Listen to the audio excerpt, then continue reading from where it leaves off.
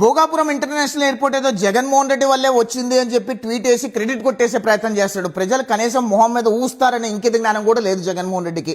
వాస్తవం ఏంటంటే Bhogapuram international airport మీద 2014 నుంచి 2019 వరకు చంద్రబాబు నాయుడు గారి హయాంలో భోగాపురం ఇంటర్నేషనల్ ఎయిర్పోర్ట్ పునాదిరా వేసి దానికి కావాల్సిన అనుమతులను తీసుకొచ్చి దానికి కావాల్సిన ల్యాండ్ ఎక్విజిషన్ అంతా పూర్తి చేసి 2014 నుంచి 2019 వరకు దాదాపు 40 నుంచి 50% ఎయిర్పోర్ట్ పూర్తి చేస్తే 2019లో చంద్రబాబు నాయుడు గారు ఓడిపోయిన తర్వాత జగన్మోహన్ రెడ్డి ముఖ్యమంత్రి అయిన తర్వాత 2023 వరకు కనీసం ఒక ఇటుక రాయి కూడా పెట్టకుండా 2023లో జగన్మోహన్ రెడ్డి ఓడిపోతున్నాడనే భయంతో మళ్ళీ 40-50% పూర్తయిన ఒక విమానాశ్రయానికి మరొకసారి పునాది రాయి వేశాడు.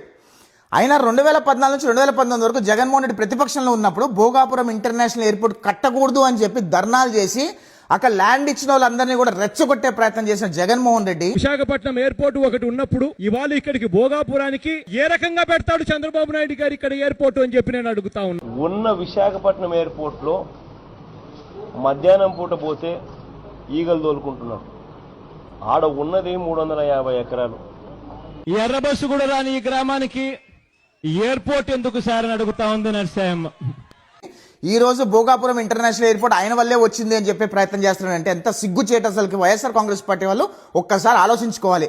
అయినా 2014 నుంచి 2019 వరకు ఆనాడు ఎన్డీఏ ప్రభుత్వంలో తెలుగుదేశం పార్టీ భాగస్వామ్యంగా ఉండడము, అశోక్ గజపతిరాజు గారు సెంట్రల్ ఏవియేషన్ మినిస్టర్గా ఉండడము, ఆనాడు అశోక్ గజపతిరాజు సెంట్రల్ ఏవియేషన్ మినిస్టర్గా ఉండడం వల్ల భోగాపురం ఎయిర్పోర్ట్కి అన్ని రకాల అనుమతులు రావటము, ల్యాండ్ ఎక్విజిషన్ పూర్తి చేయడము, 40-50% పూర్తి చేయడం వల్ల ఈ రోజు మళ్ళీ చంద్రబాబు నాయుడు గారు 2024లో ముఖ్యమంత్రి అయిన వెనువెంటనే భోగాపురం ఇంటర్నేషనల్ ఎయిర్పోర్ట్ని యుద్ధ ప్రాతిపదికన 18 monthsలో పూర్తి చేసి ఫస్ట్ ఫ్లైట్ ల్యాండ్ చేస్తే ఇవాళ జగన్మోహన్ రెడ్డి ఆయన వల్లే భోగాపురం ఇంటర్నేషనల్ ఎయిర్పోర్ట్ వచ్చిందేమో అని చెప్పుకుంటున్నానంటే ఎంత సిగ్గుచేటు.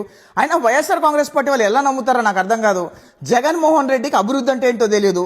జగన్మోహన్ రెడ్డి దొబ్బేయటము దాచుకోవడం తప్పితే ఏమీ తెలియదు. ఆయన ఇది కట్టాడు అంటే మీరు ఎలా నమ్ముతున్నారు? ఏ రకంగా సోషల్ మీడియాలో ట్రోల్ చేసుకుంటున్నారు. జగన్మోహన్ రెడ్డి అన్నాడు పచ్చి అబద్ధాల కోరు. జగన్మోహన్ రెడ్డి జీవితంలో ముఖ్యమంత్రి కాలేడు. ఆంధ్రప్రదేశ్ రాష్ట్ర ప్రజలు జగన్మోహన్ రెడ్డిని ఇంకోసారి ఎన్నుకోరనే విషయం వైఎస్ఆర్ కాంగ్రెస్ పార్టీలు తెలుసుకుంటే బాగుంటుంది. వాస్తవాలు తెలుసుకొని ప్రజలందరికీ కూడా అర్థమవుతుంది జగన్మోహన్ రెడ్డి ఏ రకంగా అబద్ధాలు చెప్తాడో ప్రజలందరికీ ఫుల్ క్లారిటీ ఉందని నేను అనుకుంటున్నా. జై హింద్.